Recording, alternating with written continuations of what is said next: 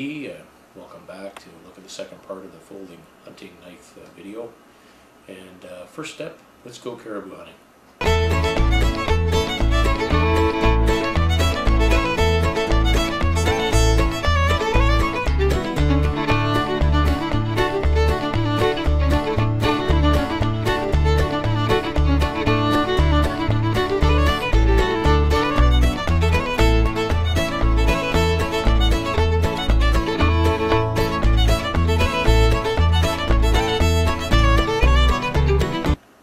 Okay, that was fun. I've really enjoyed hunting caribou. Those clips were from 1989 maybe to about 2005.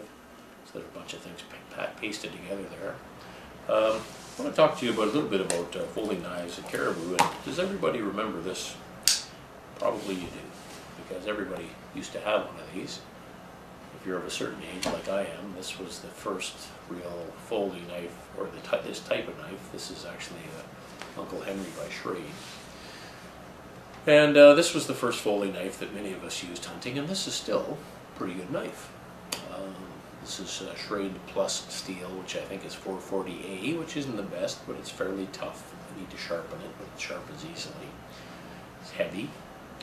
Ergonomics are okay. And it's got this interesting blade shape. And that blade shape actually is not too bad. And it's got some kind of nice things about it. First of all, it has some really nice belly. That can be used pretty nicely for skinning, that belly.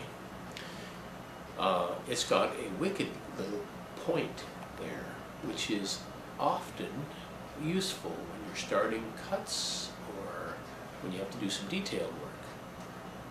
So it's got that combination of things that you should look for. It's got a rugged lock. This is made out of brass and steel and a bit of, looks like redwood. And that was the knife that probably started a lot of us off. It's also quite thin. So for traditional southern style skinning, where you're cutting around the anus and doing things like that, that thinness is actually quite useful. So that was quite a useful knife. At some point, while I was hunting caribou, I grew somewhat dissatisfied with this. The point is almost too pointy. There's a possibility of that wreaking a little bit of havoc with your hides when you want to keep your hides nicely. But the weight of it, the kind of the clunkiness of it, was probably the biggest issue with that knife. So I started looking for other knives. And that's been probably a 30-year quest, and it ended with this knife.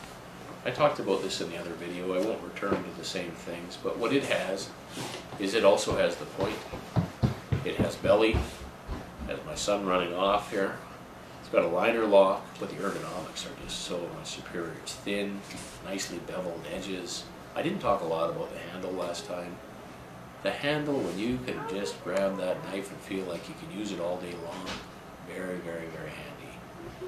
So there are many knives like this. It's probably the handle shape. And really what I would do if I was buying a knife is I'd go into a store and I would try lots of them on. Some people like the Reptilian because it's a little thicker and it's got nice rounded handles, which I didn't talk about in the last video. I wanted to get to the serrations. I don't really find serrations that useful. The only place that these serrations are useful, and this is a Spyderco Pro Grip, is when you're coming to the joints of an animal and you're cutting through cartilage or bone. And in that sense, these serrations aren't too bad. But for the rest of it, for skinning, for gutting, for working with the hide, things get caught up in there. And I'd prefer not to use that. One of my favorite techniques for gutting when I've skinned the animal is to use my finger like this, make a kind of a V, put my finger inside, and actually cut the hide from the, not the hide, but the layer of gut from the outside. It works pretty slick. It won't work with a knife like that. It will work with a plain edge knife, where I've got my finger inside the animal and I'm actually kind of have an angle there and I kind of cut through. And that's something that works really well. There's lots of things you can do with a plain edge knife. Let's go moose hunting.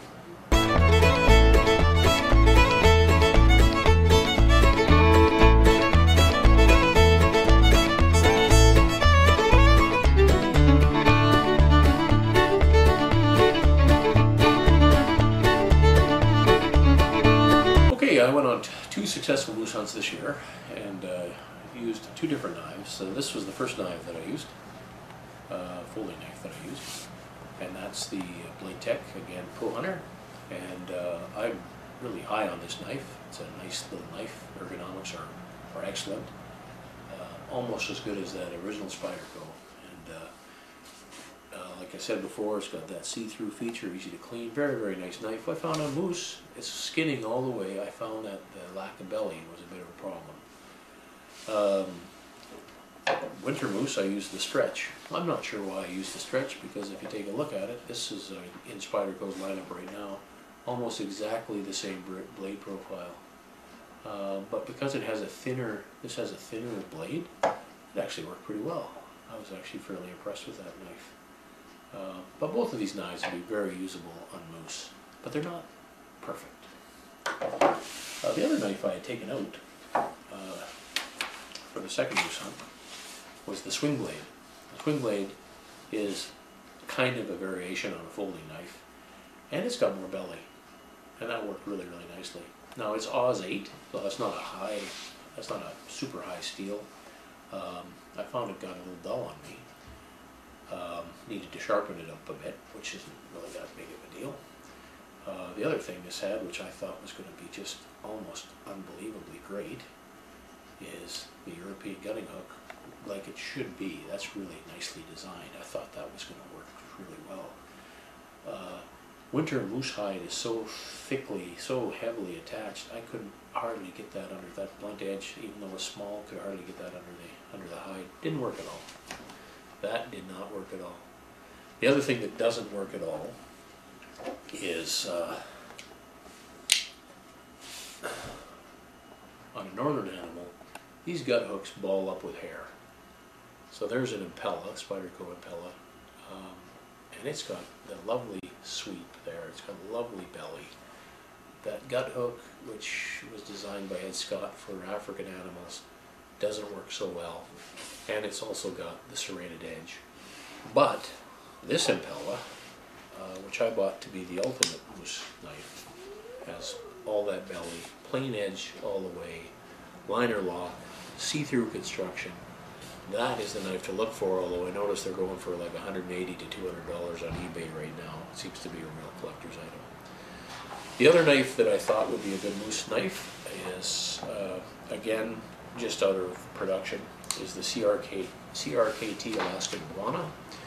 And that's got almost exactly the same, again, if you take a look at them, exactly the same blade profile as the Impella. It's Oz 6, which is not a best steel, but sharpens up easily, and it's got a very thin, high grind.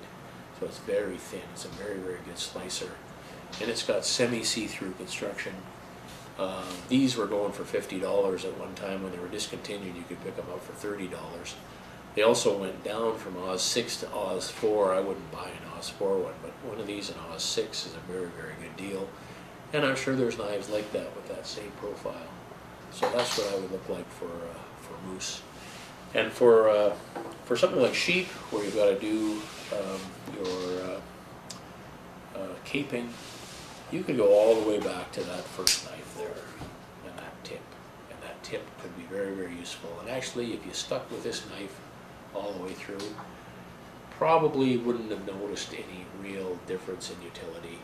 I probably could go all the way back to the future and go back 30 years and use that knife and probably find a lot of, just as good using that knife.